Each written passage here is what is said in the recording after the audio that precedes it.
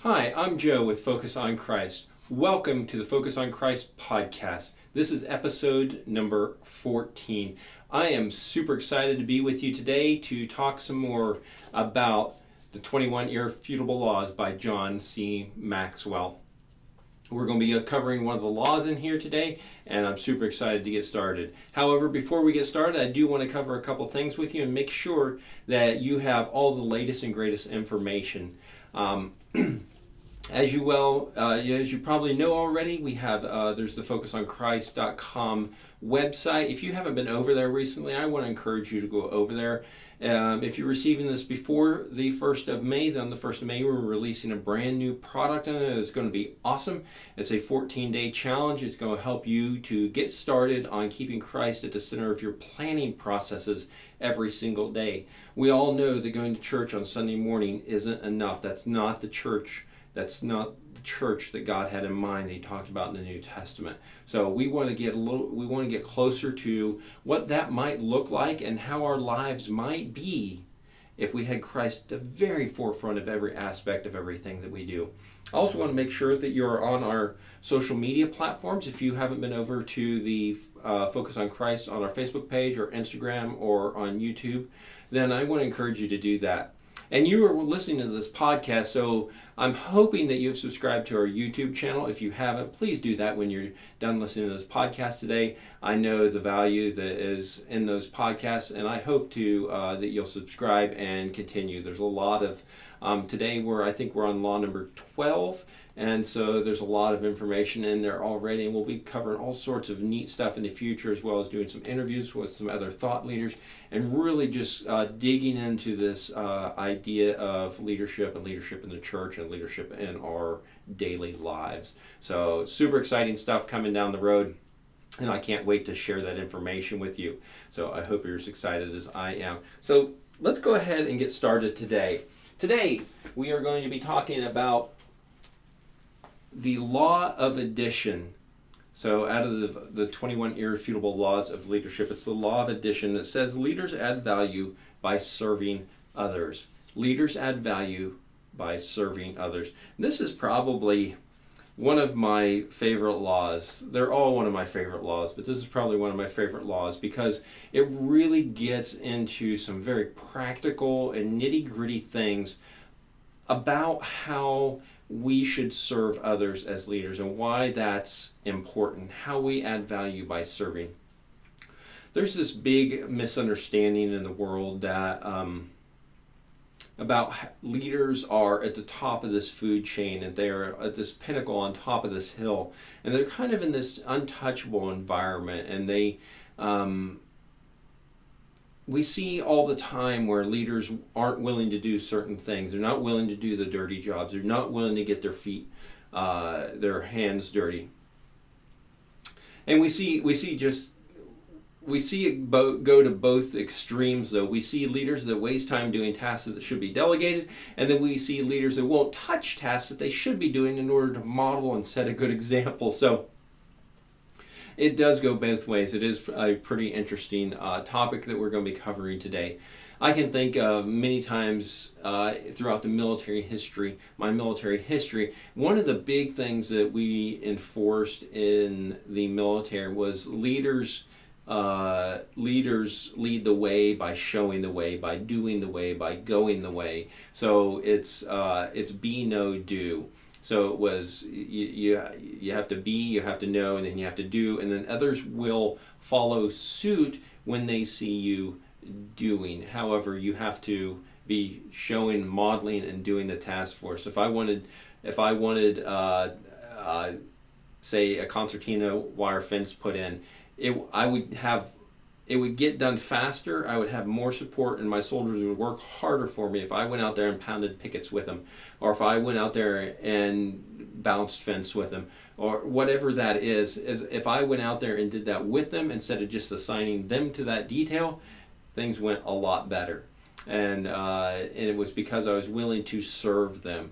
Having your leaders, like we would have a chow line and having your leaders serving the food for your troops.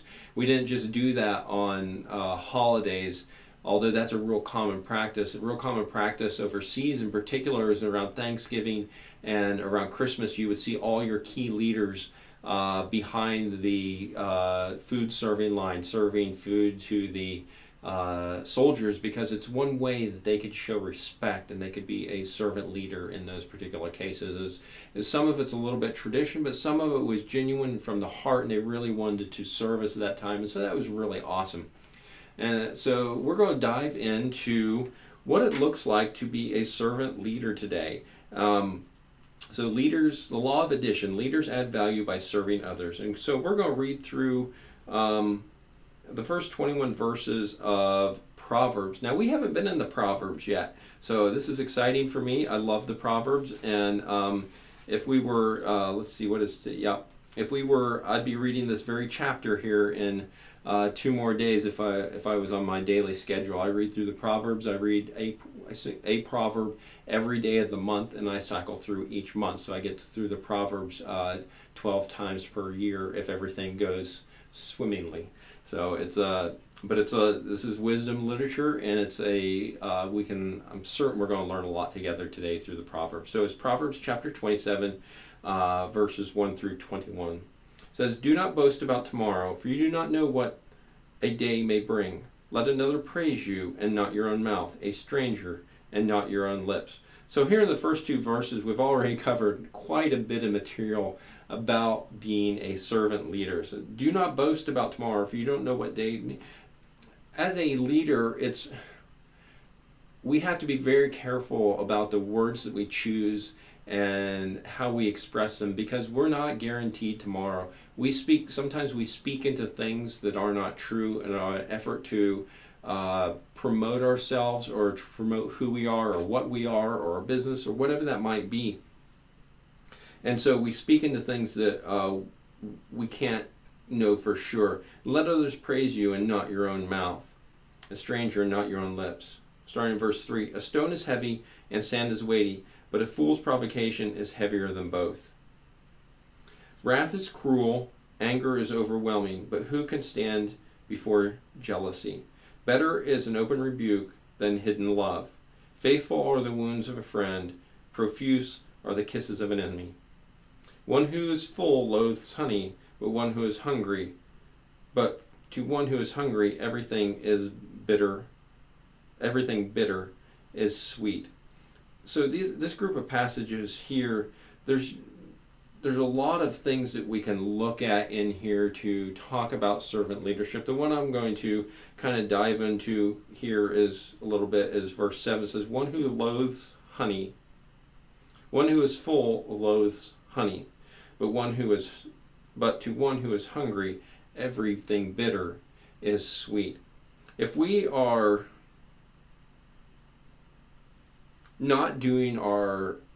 if we're not serving as leaders within our organizations, within our businesses, within our families, then these type of symptoms will show up. So if we are full of ourselves and proud and boastful, then we're going to be full and we're going to loathe that sweetness. But for someone who is looking for us to serve them and to praise them and to lift them up and to help them, it's going to be this overwhelming sweetness that comes into their life. It says, "Like a bird that strays from a nest is a man who strays from his home. Oil and perfume make a heart glad, and the sweetness of a friend comes from his earnest counsel. Do not forsake your friend and your father's friend, and do not go to your brother's house in the day of your calamity. Better is a neighbor who is near than a brother who is far away. Be wise, my son, and make my heart glad, that I might answer him who reproaches me. The prudent sees danger and hides himself, but the simple go on and suffer for it. Take a man's garment when he has put up security for a stranger, and hold it in pledge when he puts up security for an adulteress. Whoever blesses his neighbor with a loud voice, rising early in the morning, will be counted as cursing. The continual dripping on a rainy day and a quarrelsome wife are alike. To restrain her is to restrain the wind, or to grasp oil in one's right hand. Iron sharpens iron, and one man sharpens another. Whoever tends to a fig tree and eats its fruit, and he who guards his master will be honored. As in water face reflects face, so the heart of a man reflects the man. Sheol and Abaddon are never satisfied, and never satisfied are the eyes of man. The crucible is for silver, and the furnace is for gold, and a man is tested by his praise. All throughout this passage here, and I love the wisdom literature here, it just speaks so many things. And the challenge with me reading it right now is that you, through my reading, you heard certain things that I didn't hear. And through my reading, I heard things that you didn't hear, I'm absolutely sure. Some of the things that I want you to think about as you reflect on the passages that I just read is you see a lot of the wisdom literature talks about what happens when a person becomes foolish and boastful and proud and self-righteous, all the things that a servant is not. So there's just so many things here. It just talks about whoever blesses his neighbor with a loud voice rising early in the morning will be counted as cursing. That makes me chuckle every time, because it's, if you are so proud that you have to shout at your neighbor early in the morning, they're going to not like you. If you get up and go knock on your neighbor's door at 6 in the morning so you can show them the new car you got, who are they going to respect you for that? Or are they going to hate you for that and think you jealous and boastful and proud and arrogant and all those things that a leader is not? So as you go through this passage here, and you're, like I said, as you're reflecting on it, what I want you to think about is all the things in here that talk about those situations that are not a servant leader. This reflects a lot on the negative things that attributes that a leader can have in the absence of being a servant leader. So really, really good stuff here. We're going to go all the way back to 1 Samuel 15.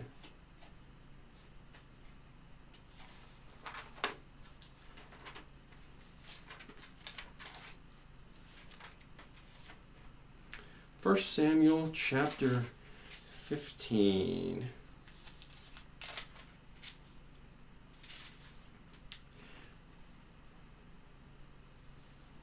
And this is a story of Saul when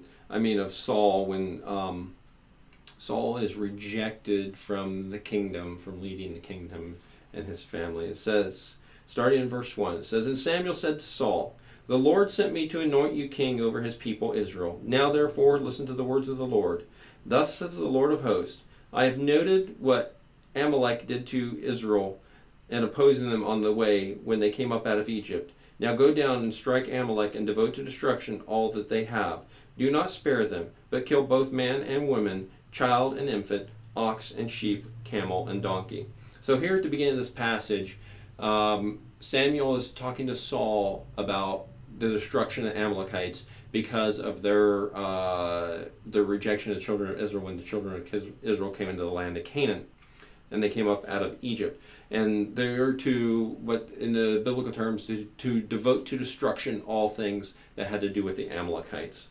And this is important because this is taking you on a journey of servant leadership from what could have happened, but what did happen instead. So Saul summoned the people and numbered them in Telaim, 200,000 men on foot and 10,000 men of Judah. And Saul came to the city of Amalek and lay in wait in the valley. Then Saul said to the Kenites, "Go, depart, go down from among the Amalekites, lest I destroy you with them, for you showed kindness to all the people of Israel when they came up out of Egypt." So the Kenites departed from among the Amalekites. And Saul defeated the Amalekites from Havilah as far as Shur, which is east of Egypt. And he took Agag, the king of the Amalekites, alive, and devoted to destruction all the people with the edge of the sword. But Saul and the people spared Agag, and the best of the sheep, and the oxen, and the fattened calves, and the lambs, and all that was good, and would not utterly destroy them. All that was despised and worthless they devoted to destruction. So here, Saul is the leader of the children of Israel. Saul's obligations are to God. God said, destroy absolutely everything. It says, kill both man, woman, children, infant, ox, sheep, camel, and donkey. God says, kill all of that. And Saul says, okay, let's go destroy the Amalekites. And Saul's response was, well, I'm going to save the king, and then I'm going to keep the choicest of the livestock and bring that back. As a leader, Saul had a choice to make, and he obviously is making the wrong choice here, which we're going to see as we read on down through here. But he's not acting as a servant leader. He's acting as a prideful leader. He's not serving his people, because by his decision to reject God's command, he is going to make his people suffer. And that's one of the things that happens as a leader. When we choose not to be a servant leader, the people that our followers always suffer when we make choices that are not a servant leader based. It says, then the word of the Lord came to Samuel. It says, I regret that I made Saul king, for he has turned back from following me and has not performed my commandments. And Samuel was angry, and he cried to the Lord all night. And Samuel rose early to meet Saul in the morning, and it was told Samuel, Saul, come to Carmel. And behold, he set up a monument for himself, and turned and passed on, and went down to Gilgal. And Samuel came to Saul, and Saul said to him, blessed be you to the Lord. I have performed the commandment of the Lord. So Saul still thinks he's done the right thing here. Knowing he's done the wrong thing, he thinks he's done the right thing. And Samuel said, what then is this bleating of the sheep in my ears, and the lowing of oxen that I hear? And Saul said, They have brought them from the Amalekites, for the people spared the best of the sheep and the oxen to sacrifice to the Lord your God, and the rest we have devoted to destruction. Very interesting here that one of the things that Saul does when he is confronted by Samuel with his sin is he immediately points the finger at someone else. Is that how a servant leader works? We're going to examine some other passages here that talk show how an actual servant leader might conduct themselves. Just from practical standpoint, though, is that how a leader responds to a situation? The first thing that you do when there's a problem in your organization, do you point the finger? If you do, that's a real clear indicator you might not be that high a level of leader, and it really points to the fact that you're not a servant leader. Because a servant doesn't get to point to the master and say, the master comes and says, well, the room's dirty, and the servant does not get to point to the wife and say, well, it was her fault, or point to the master and say, well, it's your fault. That's not how servant leadership works. Then Samuel said to Saul, stop. I will tell you what the Lord has said to me this night. And he said to him, speak. And Samuel said, though you are little in your own eyes, and you are not the head of the tribe of Israel, are you not the head of the tribe of Israel? The Lord anointed you king over Israel, and then the Lord sent you on a mission and said, go to devote to destruction the sinners, the Amalekites, and fight against them until they are consumed. Why then did you not obey the voice of the Lord? Why did you pounce on the spoil and do what was evil in the sight of the Lord? And Saul said to Samuel, I have obeyed the voice of the Lord. I have gone on the mission on which the Lord sent me, and I have brought Agag, the king of Amalek, and I have devoted the Amalekites to destruction. But the people took the spoil, sheep and oxen, the rest of the things devoted to destruction, to sacrifice to the Lord your God in Gilgal. And Samuel said, has the Lord as great a delight in burnt offerings and sacrifices as in obeying the voice of the Lord? Behold, to obey is better than sacrifice, and to listen than the fat of rams. For a rebellion is in the sin of divination, and presumption is an iniquity, and presumption is as iniquity and idolatry. Because you have rejected the word of the Lord, he has rejected you from being king. And we see right there the kingdom snatched out of Saul's hand in one fell swoop, because he chose not to serve God, and he chose not to be a servant leader to his people. And Saul said to Samuel, I have sinned, for I have transgressed against the commandment of the Lord and your words, because I feared the people and obeyed their voice. Now therefore, please pardon my sin and return with me that I may worship the Lord. And Samuel said to Saul, I will not return with you, for you have rejected the word of the Lord, and the Lord has rejected you from being over Israel. As Samuel turned to go away, Saul seized the skirt of his robe, and it tore. And Samuel said to him, The Lord has torn the kingdom of Israel from you this day, and has given it to a neighbor of yours, who is better than you.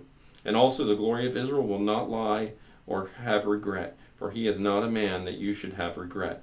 Then he said, I have sinned, yet honor me now before the elders of my people and before Israel, and return with me, that I may bow before the Lord your God. So Samuel turned back after Saul, and Saul bowed before the Lord.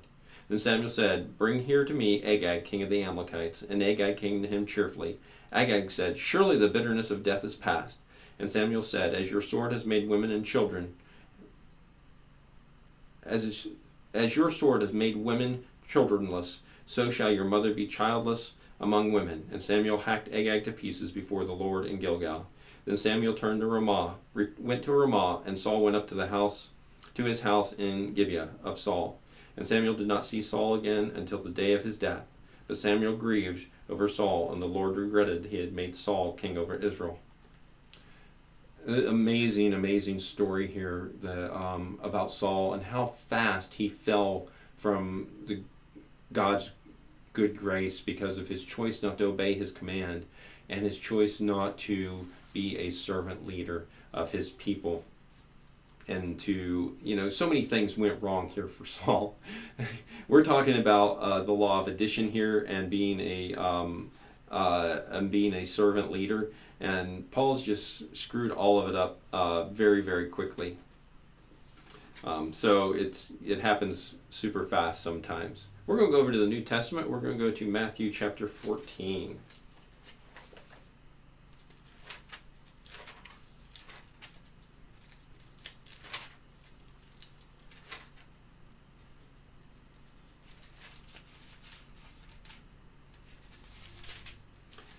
Matthew chapter 14, and it's going to be verses 1 through 14.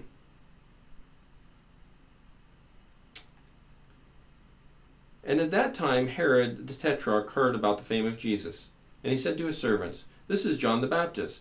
He has been raised from the dead. That is why these miraculous powers are at work with him.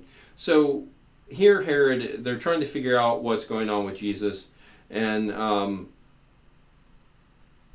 they're ascribing him to John the Baptist. For Herod had seized John and bound him and put him in prison for the sake of Herodias, his brother Philip's wife, because John had been saying to him, It is not lawful for you to have her.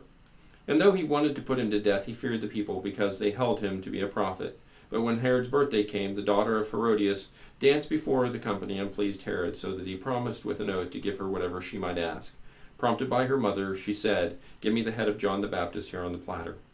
And the king was sorry, but because he had his oaths and his guests, he commanded it to be given. He sent and had John beheaded in the prison, and his head was brought on a platter and given to the girl.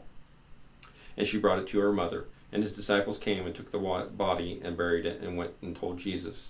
Now when Jesus heard this, he withdrew from there in a boat to a desolate place by himself. But when the crowds heard it, they followed him on foot from the towns. And when he went ashore, he saw a great crowd, and he had compassion on them and healed the sick. There's a lot going on here. We see the whole point of the first part of this story is talking about John the Baptist and his beheading, and that's all to pre-frame the closing verses in verse 13 and 14 when it talks about Christ and Christ's response to this. So Christ is in the midst of deep grieving for John the Baptist because he loved John, and he had a deep love for him, and so he was heartbroken, and he went away to kind of isolate himself and to take care of his grief. And then when the people found it, it says great crowds heard it, they followed him on foot from the towns. And he saw a great crowd, and he had compassion on them, and he healed their sick. So Christ is literally in the midst of a very emotionally difficult time for him, because he's grieving the loss of one of his, dear friend of his, and someone he loves very much. And as a leader, he chose to serve the crowds. He chose to give back. He chose to heal their sick. He chose to give of himself rather than to take time to heal his own emotional wounds and to and put himself first. He always had a way of putting others before himself, even with all this tragedy that he had just suffered and what that meant. John was the one that came crying in the wilderness, and just that close relationship that he and John had. And John was beheaded over a dance because Herod had made a promise. And it's just such a tragic story. And then Christ is like, okay, I'm going to serve my people anyway. This is what I came, one of the things I came here to do, is to serve these people. And he had great compassion on the crowds, and he healed them. Amazing, amazing story. 1 Corinthians chapter 9.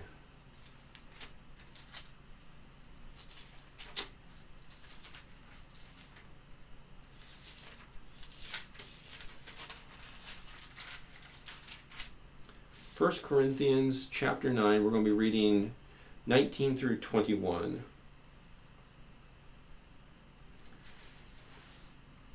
So, 1 Corinthians 9, 19 to 21, it says, "For though I am free from all, I have made myself a servant to all, that I might win more of them.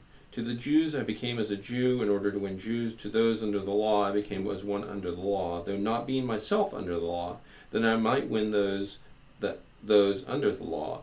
To those outside the law I became as one outside the law, not being outside of the law of God, but under the law of Christ, that I might win those outside the law." Super interesting story here, and a way to look at servant leadership. Paul, as part of his ministry, became a servant to all types of people in order to win them, to bring them to Christ. In our leadership journeys, whatever that might be, you're going to be called to be a servant to all sorts of people that you may never have imagined that you would be a servant to in your leadership journey.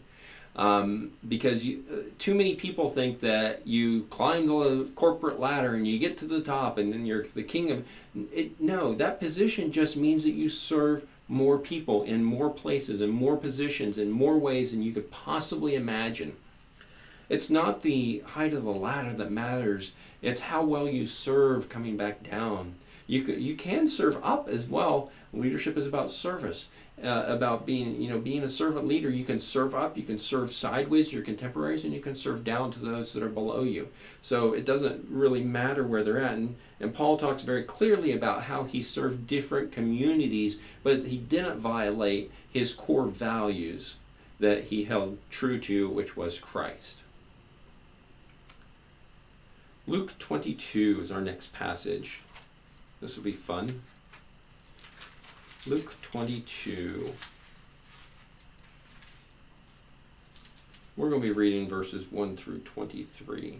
This is a real familiar story with many of you. This is what happens when you fail the servanthood test.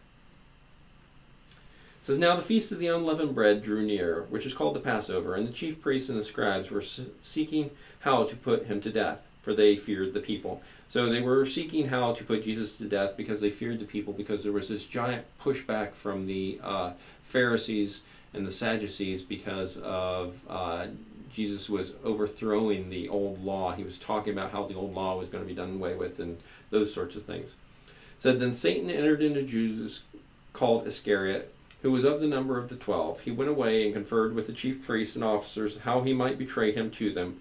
And they were glad and agreed to give him money. So he consented and sought an opportunity to betray him to them in the absence of a crowd. Then the day of the unleavened bread, on which the Passover lamb had to be sacrificed, so Jesus sent Peter and John, saying, 'Go and prepare a Passover for us, that we may eat it.' And they said to him, 'Where will you have us prepare it?' He said, 'Behold, when you have entered the city, a man carrying a jar of water will meet you. Follow him into the house that he enters, and tell the master of the house, the teacher says to you, where is the guest room, where I may eat the Passover with my disciples?' and he will show you a large upper room furnished. Prepare it there." And they went and found it just as he had told them, and they prepared the Passover.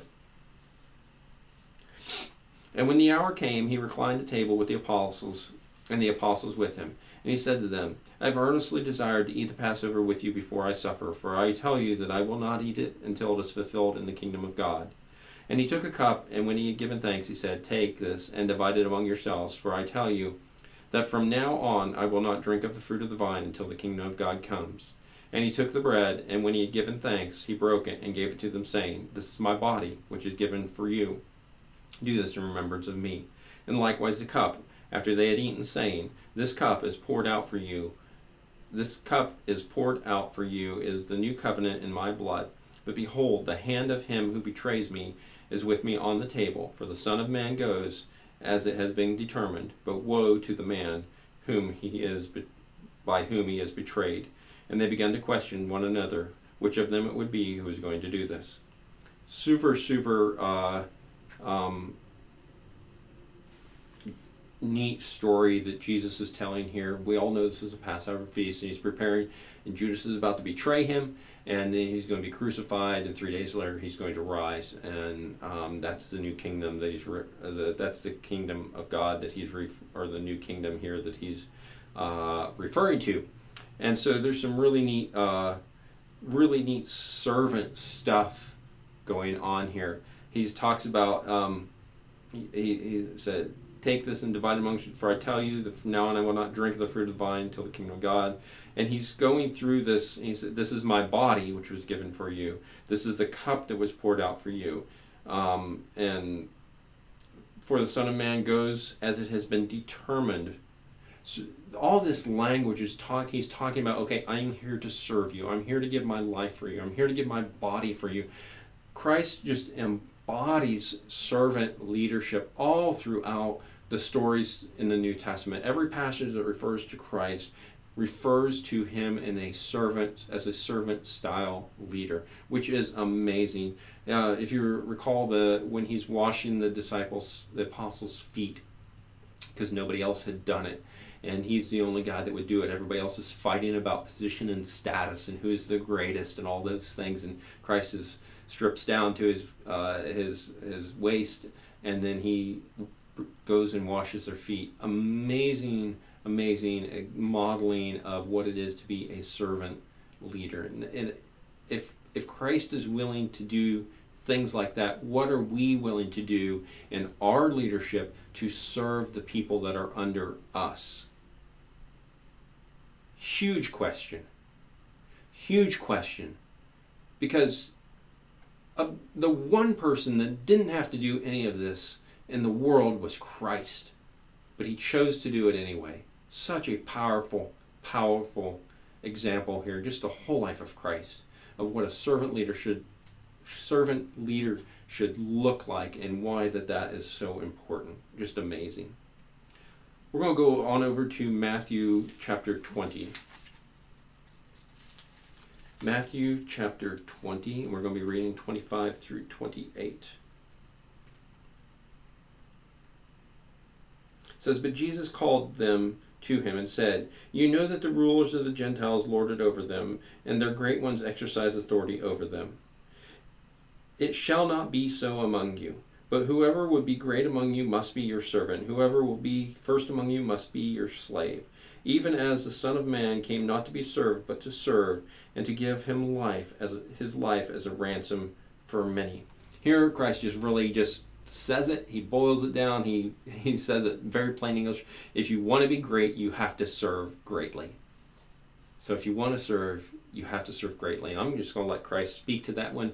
If you have a difficult time understanding that, drop a comment down below, and we will dive into it and examine it in greater detail. But there's not much plainer language than what I just read to you.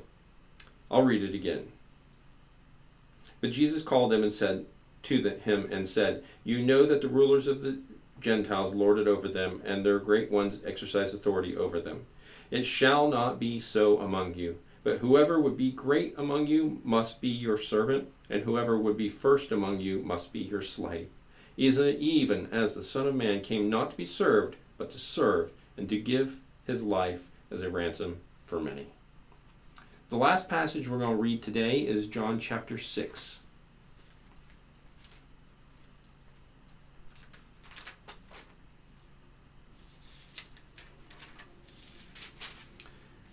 And this is going to be verses 3 through 14. Verses 3 through 14. And it says, Jesus went up on the mountain, and there he sat down with his disciples. Now the Passover, the feast of the Jews, was at hand. Lifting up his eyes then, and seeing that a large crowd was coming toward him, Jesus said to Philip, "Where are we to buy bread, so that these people may eat?" And he said this to test him, for he himself knew what he would do. But Philip answered him, 200 denarii would not buy enough bread for each of them to get a little. One of his disciples, Andrew, Simon Peter's brother, said, "There is a boy here who has 5 barley loaves and 2 fishes, but what are they for so many?" And Jesus said, "Have the people sit down." Now there was much grass in this place, so the men sat down, about 5,000 in number, and Jesus took the loaves, and when he had given thanks, he distributed them among those who were seated. So also the fish, as much as they wanted. And when they had eaten their fill, he told his disciples, "Gather up the leftover fragments, that nothing may be lost." So they gathered them up and filled 12 baskets with fragments from the 5 barley loaves left by those who had eaten. When the people saw this sign that he had done, they said, "This indeed is the prophet who has come into the world." Again, Christ is serving as nobody else can serve. He has chosen to show his disciples how to serve others through his generosity and through this particular miracle. And just, it's an amazing story about how we can serve others. And we see at the very beginning here where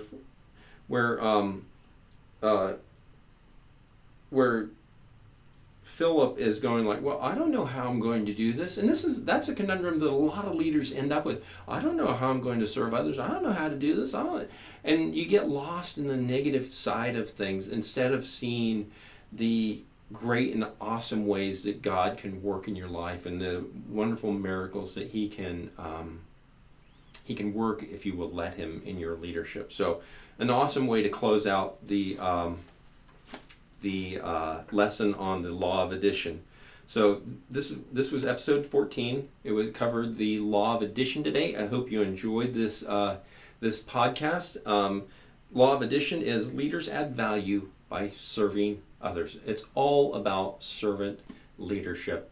If your leadership does not model that of a servant, then I really want to encourage you to look at it a little closer and see how you can work to improve your leadership ability in your relationship with the people that you serve. Like I said, leadership isn't just down. Leadership is around. It's to the left, it's to the right, to your contemporaries, it's up to your bosses or the leaders above you, it's down into the people you serve. Servant leadership goes in all directions.